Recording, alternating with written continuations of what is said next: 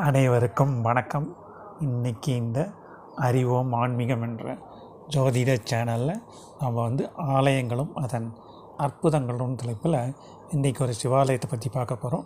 So இது பார்த்தா சென்னையில் இருக்கும் சிவாலயம். இது சென்னை திருநின்றவூர் என்ற ஊரில் இருக்கும் ஒரு சிவாலயம் கூட நம்ம சொல்லலாம். இந்த ஆலயம் பார்த்தோம் அப்படின்னா இருதய நோய் உள்ளவர்களுக்கு இது ஒரு வரப்பிரசாதமாக அமைந்த ஒரு ஆலயம் கூட நம்ம சொல்லலாம். சரிங்களா? அதை பற்றி இன்றைக்கி இந்த பதிவில் நம்ம பார்ப்போம். சரிங்களா?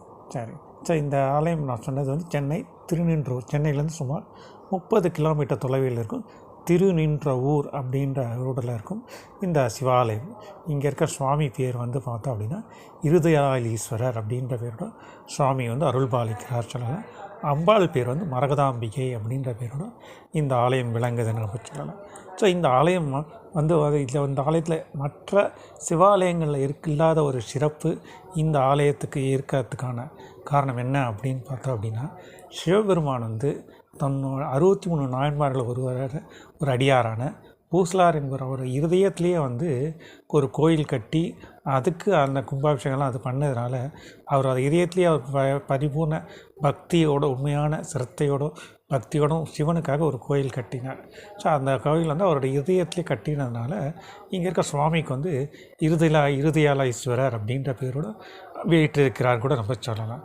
ஸோ இதுக்கான வரலாறு என்ன அப்படின்னு பார்த்துச்சு, பூசலார் என்பவர் இந்த திருநின்றவூரில் பிறந்து வளர்ந்தவர். அந்த காலகட்டத்திலே அவர் சின்ன வயசுலேயே தீவிர சிவபக்தனாக இருந்தார். ஸோ சிவபக்தனாக தான் அப்போ டெய்லி ஒரு கோயிலுக்கு போய் சிவலிங்கத்தை ஊரில் இருக்க சிவலிங்கத்தை டெய்லி வழிபட்டு வந்துட்டார். அந்த கோயிலுக்கு பார்த்தோம் அப்படின்னா அந்த ஓப்பன் திறந்த வெளியில் இருந்த ஒரு ஆலயமாக சிவலிங்கம் இருந்தது. அதுக்கு எதுவுமே கூரை எதுவுமே இல்லாத திறந்த வெளியாக இருந்தது. இதை பார்த்து வெயில் காற்று மழையில் நனைஞ்ச ஒரு இதுவாக இருந்ததுனால இவர் சிவபக்தான இவர் மனம் வருந்தி சுவாமிக்காக ஒரு திருக்கோயில் ஒன்று கட்டணும் அப்படின்றத முடிவெடுத்துட்டார். ஆனால் இவர் அதுக்கு எல்லாருக்கும் ஒரு ஆசை இருக்கும் இல்லைங்களா? அதே மாதிரி இவருக்கு அந்த ஆசை இருக்குது.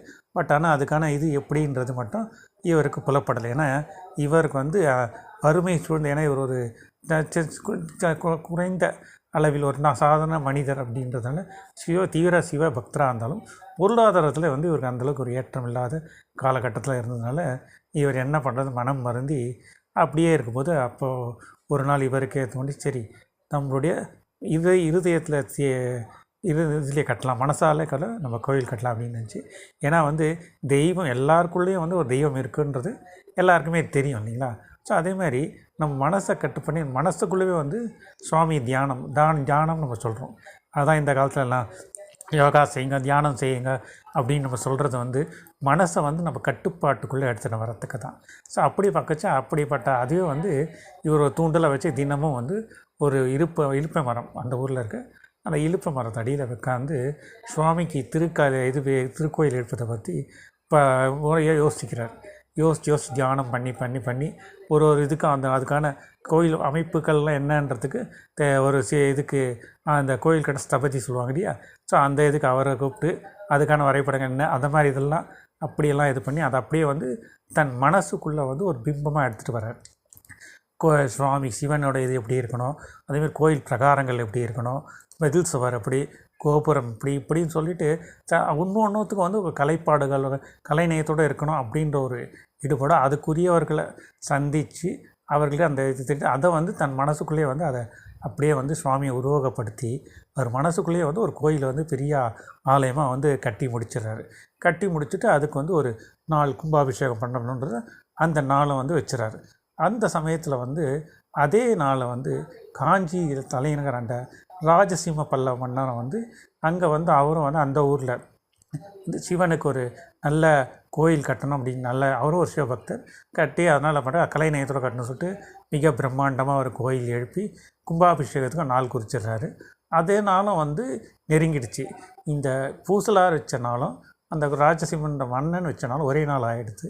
அந்த காலகட்டத்தில் அப்போது அந்த கும்பாபிஷேகம் ஒரு நாள் முன்னாடி சாமி சிவபெருமான் அந்த மன்னனோட கனவில் தோன்றி இந்த இது எனக்கு நாளைக்கு என்னுடைய அடியார் ஒருத்தர் திருநின்றவூரில் ஒரு பெரிய கோயில் எனக்காக எழுப்பியிருக்காரு. அந்த கோயிலில் வந்து சிறப்பாக வந்து பூஜைகள்லாம் நடந்து இப்போது நாளைக்கு அது கும்பாபிஷேகம் நடக்குது. ஸோ அந்த ஆலயத்தில் வந்து நான் எழுந்தருக்கில் இருக்கிறதுனால நீ வந்து வேற ஒரு நாளில் வச்சுக்கோ அப்படின்னு சொல்லிடுறார். சொல்லிட்டோன்னே மன்னன் தூக்கத்தில் இருந்து ஆச்சரியம் சொன்னோடனே திடுக்கிட்டு எழுந்த மன்னர் என்ன பண்ணுறதுன்னு தெரியாது. சரி தன் படைகளோட ராணியோட அமைச்சர்களோட கிளம்பி நைட்டாகவே வந்து அடுத்த அன்றிரவே வந்து காஞ்சியிலேருந்து திருநின்றூர் சென்னையில் இருக்க இந்த திருநின்றவூருக்கு புறப்பட்டு வருகிறார். சரி புறப்பட்டு வரச்சு இவருடைய எண்ணத்தில் வந்து நம்ம கட்டின அந்த இதோட இங்கே ஒருத்தர் வந்து அந்தளவுக்கு கட்டியிருக்காங்க அப்படின்னா அவர்களுடைய பக்தி எப்படி இருக்கும், இப்போ அந்த கோயில் எவ்வளோ பெருசாக இருக்கும். ஸோ இந்த மாதிரியான ஒரு சிந்தனையிலே வந்து மன்னனோட எண்ண ஓட்டங்கள் அப்படியே ஓடிக்கிட்டே வருது. அவ்வளோ பெரிய பக்தர், அப்போ நிச்சயமாக அந்த கோயில் நம்ம பார்க்கணும் அப்படின்ற ஒரு ஆர்வம் ஒரு சைடு இருந்தாலும் நம்மளோட இவ்வளோ பெரிய அந்த கலைஞர் யார் கட்டியிருப்பா, அப்படிப்பட்ட ஆள் யார் அப்படின்ற ஒரு எண்ணம் வந்து மனசுள்ள ஓடிட்டே இருக்குது. ஸோ இந்த எண்ணத்தின் ஓட்டமாக அப்படியே வந்து இந்த திருநின்றவூரை வந்து அடைஞ்சிடுறாரு. அடைஞ்சு எங்கேயாவது சரி அந்த கோயில் கட்டின இது எங்கேயாவது இருக்கும் அப்படின்னு தேடி பார்க்கத்தையும் எங்கேயும் வந்து அதுக்கான அறிகுறியும் எங்கும் அவருக்கு தென்படவில்லை. இது என்ன இது இவ்வளோ பெரிய இது சொன்னாங்க, பட் எங்கேயுமே வந்து அதுக்கான அறிகுறி இல்லையேன்றது மன்னனுக்குள்ளே ஒரு இன்னொரு மன வருத்தமாக இருந்தது. சரி அப்படின்னு சொல்லிட்டு தெய்வ வாக்கு எப்படியும் பலிக்கும் அப்படின்ற ஒரு நம்பிக்கையோடு ஊர் மக்களெல்லாம் விசாரிக்கிறாரு. ஊர் மக்கள் வச்சு அதெல்லாம் எதுவும் இல்லை, ஆனால் இங்கே ஒரு சிவபக்தர் ஒருத்தர் இருக்கார், அவர் எப்பயுமே வந்து மனசுக்குள்ளே தியானத்திலே இருப்பார் அப்படின்னு சொல்லி அவர் பேரை சொல்லிடுறாங்க. அப்போது மன்னன் எல்லாம் வந்து சரி மன்னனே வந்துட்டார் ஏதோ அதிசயம்னு சொல்லிவிட்டு மன்னர் ஊர் மக்கள்லாம் வந்து அவர் இருக்கிற அந்த இடத்துக்கு வந்துடுறாங்க. அவர் தாண்ட அங்கே வந்துட்டோடனே அங்கே வந்து சுவாமி இவர் தியானத்திலே இருந்து அதை முடிச்சுட்டு கண்ணை திறந்து பார்த்துச்சு. மன்னன் இவங்களாம் இருந்துச்சு. வணக்கம். அப்போது மன்னன் வந்து கேட்குறாரு, நாங்கள் வந்து இந்த ஊரில் உங்கள் இதில் வந்து கோயில் கட்டி கும்பாபிஷேகம் நடக்குதுன்ட்டு எனக்கு தெய்வ வாக்கு சொல்லியிருந்து நான் இங்கே வந்தால் இந்த மாதிரி இருக்கேன், எனக்கு எங்கே நீங்கள் உங்களோட கோயில் அப்படின்னு சொல்கிறவனே ஆமாம் இப்போ தான் நடந்து முடிஞ்சுது அப்படின்னு சொல்லிவிட்டு பூசலான்னு சொல்கிறேன். மன்னன் திருக்கிட்டு சரி எனக்கு வந்து அந்த காட்சி எங்களுக்கும் வந்து அந்த காட்சி தரணுமே அப்படின்னு சொல்லிச்சு. அப்போது வந்து அவர் இடது பக்க இதயத்தை வந்து தியானத்தில் போயிட்டு திரும்பி இடது பக்க இதயத்தை திறக்கச்சே வாக்குது. அந்த இடத்துல வந்து சுவாமி வந்து தம்பதிய சமயத்தில் வந்து காட்சி தரார் இவங்க மன்னருக்கும் மற்ற மக்களுக்கும். ஸோ அதில் பார்த்து மன்னனும் மக்களும் வந்து ஆனந்த கண்ணீர் பெருகி அவர் காலில் விழுந்து வணங்கி சரி நீங்கள் வந்து இவ்வளோ இதில் நீங்கள் கட்டினதை இதை வந்து நான் இங்கே வந்து ஒரு திருக்கோயிலை நான் எழுப்புறேன், அதுக்கு உங்களுடைய இது வேணும், ஆசி வேணும் அப்படின்னு சொல்லி மன்னன் வந்து பூசலார்கிட்ட வேண்டும். அப்போது பூசலார் வந்து இறைவனோட சித்தம் அதுவானால் அப்படியே நடக்கட்டும் அப்படின்னு சொல்கிறார். சொன்னோடனே சரின்னு சொல்லிட்டு அதுக்கப்புறம் மன்னன் வந்து அங்கேயே வந்து அந்த அவர் என்ன மனசில் எந்த மாதிரி கோயில் இது பண்ணி வச்சுருந்தாரோ அதே மாதிரி கோயிலில் தான் வந்து அந்த இடத்துல ஆலயத்தில் திரும்பியிருக்காங்க. ஸோ இதில் இன்னொரு விசேஷம் என்ன அப்படின்னு நம்ம இந்த ஆலயத்தில் பார்த்தோம் அப்படின்னா மற்ற கருவறையில் இருக்கிற மாதிரி மேற்புறம் இந்த சுவாமி மூலஸ்தானத்துக்கு மேலே இந்த கருவறையில் பார்த்திங்கன்னா 4 துவாரங்கள் எப்படி வந்து ஹார்ட் எப்படி இருக்குமோ அதே மாதிரி வடிவில் வந்து மேற்கூரையானது அமைக்கப்பட்டிருக்கும் ஒரு சிறப்பு வந்து இந்த திருநின்றவூரில் இருக்கும் இந்த இருதயாலீஸ்வரர் கோயிலில் இருக்குன்றது ஒரு மறக்க முடியாத ஒரு அபூர்வமான உண்மைன்னு கூட நம்ம சொல்லலாம்.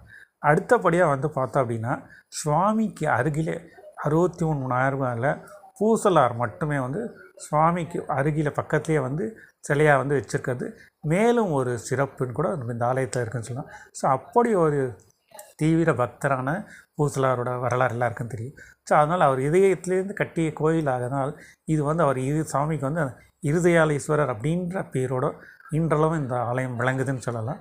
அதே மட்டும் இல்லாத ஸோ இருதயம் இது பண்ணதுனால இருதயம் சம்மந்தப்பட்ட நோய்கள் இப்போ இந்த காலத்தில் எல்லாம் 30 வயசு 25 வயசில் இருக்கவங்களே ஹார்ட் அட்டாக் வரல போதுன்றோம். ஹார்ட்டில் வந்து இருதயத்தில் பிளாக் இருக்குது, இருதயத்தில் ஹோல்ஸ் இருக்குது. ஸோ இருதயம் வந்து ஒரு சிலர் வீக்காக பலவீனா, ஒரு சிலர் வந்து ஒரு வயதான ஒரு குடும்ப பிரச்சனைகள் டென்ஷன்ஸ்னால மன அழுத்தம் ஏற்பட்டு கூட இருதயம் பாதிக்கப்பட்டு நிறைய பேர் இருப்பாங்க. ஸோ அப்படிப்பட்டவர்களுக்கெல்லாம் வந்து இங்கே இருக்கும் இந்த இருதயாலீஸ்வரை வணங்கி பிரார்த்தனை செய்து அவர்களோட சிகிச்சை மேற்கொள்வார்களே ஆனால் அவர்கள் வந்து அந்த இருதயம் சம்பந்த நோய்கள் வந்து பரிபூர்ணமாக குணமாகுன்றது இன்றெல்லாம் ஒரு நம்பிக்கையாகவும் போற்றப்படுதுன்னு கூட நம்ம சொல்லலாம். அது மட்டும் இல்லாத ஸோ அப்படி அந்த நோய் உள்ளவர்கள் வந்து திங்கக்கிழமை சோமவாரங்களில் திங்கக்கிழமை இவரை பிரார்த்தனை பண்ணி நெய் தீபம் ஏற்றி பிரார்த்தனை செய்து அந்த சிகிச்சையை மேற்கொள்வார்கள்.